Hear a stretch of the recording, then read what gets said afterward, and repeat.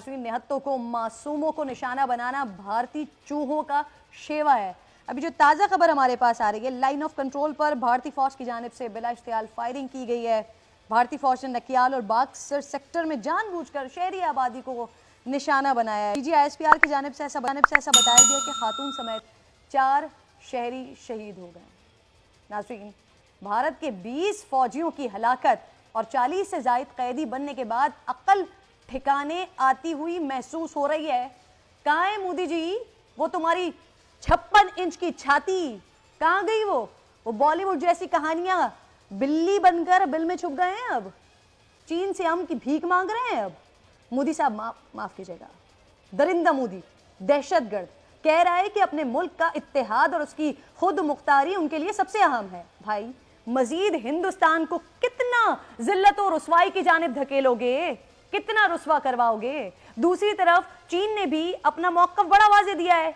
तर्जुमान चीनी वजारत खारजा कह रहे हैं, भारतीय फौज ने हमारे सरहदी प्रोटोकॉल की खिलाफवर्जी की है।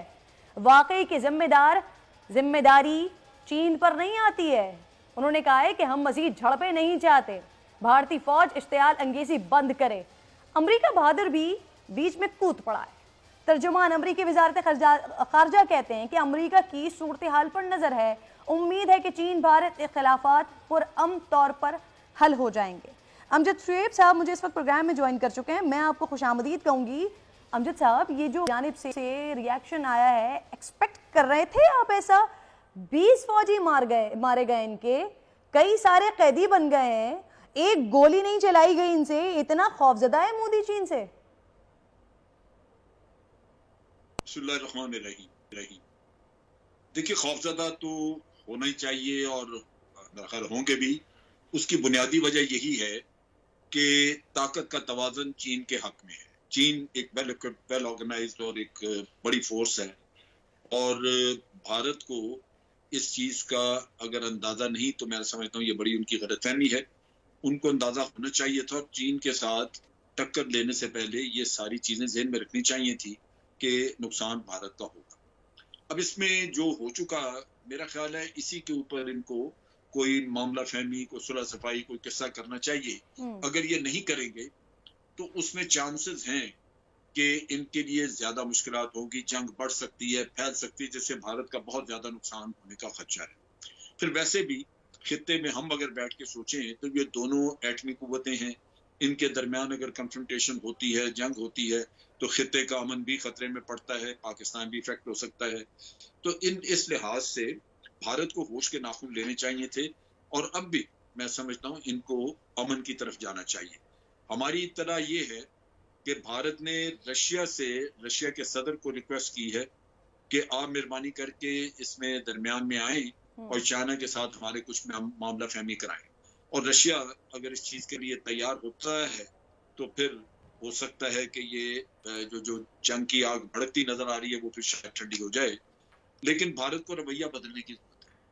अच्छा सर, ये कि भारतीय मीडिया और भारत के प्रधानमंत्री दोनों एक जैसे हैं। मीडिया जो उनका जिस तरह से बात करता है वो हमारे सामने, आज इनकी गुफ्तगू देखकर मैं बड़ी हैरान हो रही थी। कह रहे थे कि हम अपने नेबर्स के साथ बड़े अच्छे ताल्लुकात चाहते हैं, अमन और आशुति के साथ रहना चाहते हैं। और आपकी हरकतें क्या हैं मालूम है बहुत अच्छे तरीके से कि चारों तरफ से आपने अपने ताल्लुकात बर्बाद करके रखे हुए हैं।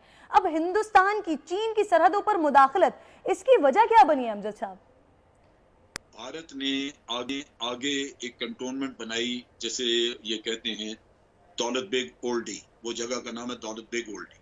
दौलत बेग ओल्डी जो है ये एक ब्रिगेड साइज कंटोनमेंट है और इसको मिलाने के लिए ये पीछे हिमाचल प्रदेश की तरफ से, अरुणाचल प्रदेश की तरफ से ये सड़क लेके वहां पे आई। सड़क अभी कुछ किलोमीटर रहती है, लिंक नहीं हुई, और पीछे इन्होंने बहुत बड़े बड़े पुल भी बनाया दरियाओं पे। ये वो चीज है जो जाहिर करती है कि आपके जारहाना अज़ाइम हैं। दौलत बेग ओल्डी की कंटोनमेंट तो पहले की बनी हुई थी। अगर आप पहले से वहां पे इन सड़कों के बगैर उनको राशन, पानी, गोला बारूद सब मुहैया कर रहे थे, तो जब आपने बड़ी बड़ी सड़कें बनाने का काम शुरू किया तो चाइना को शक पड़ा कि अब ये बहुत बड़े हथियार लाने के चक्कर में है, एयर स्ट्रिप बना रहे हैं, इसका मतलब हवाई जहाज भी इस एरिया में आएंगे, तो ये कोई बड़ा कारनामा करने की कोशिश करेंगे। उसमें पाकिस्तान के लिए भी खतरा है, क्योंकि दौलत बेग ओल्डी जो है, इससे कराकोरम हाईवे या दर्रा कराकोरम जो हमारा है वो तकरीबन 8 किलोमीटर है। तो पाकिस्तान को भी नेचुरली इसकी तशवीश थी, लेकिन चाइना ने देखा होगा कि ये धौंस से सारे इलाके पे कब्जा करना चाहते हैं, तभी ये सारा कुछ ये कर रहे हैं इंतजाम इतना। तो चाइना ने फिर इसको पहले ही रिएक्ट कर दिया। उन्होंने सोचा कि कबर इसके कि ये अपनी सड़क मुकम्मल कर लें और फिर वाकई हमारे लिए खतरा बन जाए, उससे पहले ही इनकी ये जगह जो है इस पर कब्जा कर लेना चाहिए। अब जगह पर उन्होंने कब्जा किया, लेकिन एक चीज बात यह है कि जगह तो मुतनाज़ा है, सारी जगह मुतनाज़ा है, तनाज़ा का तो हाल आपने किया ही नहीं।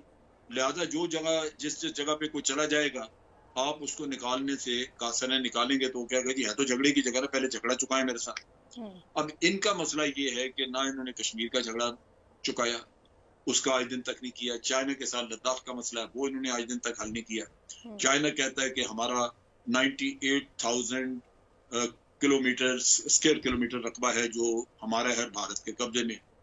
ये कहते हैं जी नहीं, ये चाइना ने हमारा कोई 38,000 किलोमीटर जो है वो कब्जे में रखा हुआ है। तो ये झगड़ा आखिर कहीं तो हल होना चाहिए, नहीं होगा तो दुश्मनी चलती रहेगी।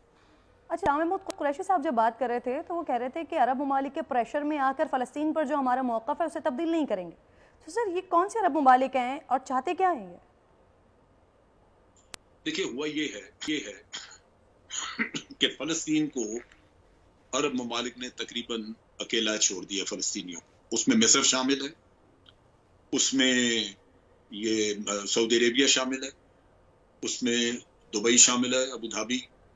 ये वो मुल्क हैं जिन्होंने फ़लस्तीन के मामले में इजराइल को तकरीबन एक यकीन दहानी करा दी है दरपर्दा कि आप जो जी चाहे करते रहे, हम दखल नहीं देंगे। इसका मतलब यह है कि फ़लस्तीनी जो है वो आज अपने हाल पे हैं और उनको इजराइल जितना जी चाहे मारे। कभी किसी ज़माने में सऊदी अरेबिया की तरफ से, मिस्र की तरफ से एक रिएक्शन आता था, कम से कम कुछ नहीं तो मजम्मत होती थी, वो भी ख़त्म हो गया चैप्टर। और इसके साथ साथ मिस्र ने तो यहाँ तक कह दिया कि हमास जो है वो दहशतगर्द तंजीम है। हालांकि हमास तो है वो फ़लस्तीनियों की आज़ादी के लिए ही कोशिश कर रही है। अब आज़ादी के लिए अगर कोई किसी काबज़ के खिलाफ आपको हथियार उठाना पड़े तो वो दहशतगर्दी नहीं है, वो आपका हक है। लेकिन ये मिस्र ने उनको टेररिस्ट कह दिया। इन हालात में अब हमारे चूंकि ताल्लुकात दुबई, सऊदी अरेबिया वगैरह बाज़ ममालिक के साथ बहुत अच्छे भी ताल्लुकात और उसके साथ साथ ये है कि हमने इनसे लोन वगैरह भी लिए हुए, कर्जे लिए हुए, वक्तन फ़क्तन ही हमारी हेल्प करते रहे हुए हैं। तो लाज़िमन उनका दबाव जो है वो आम किसी दोस्त मुल्क की निस्बत से आता है।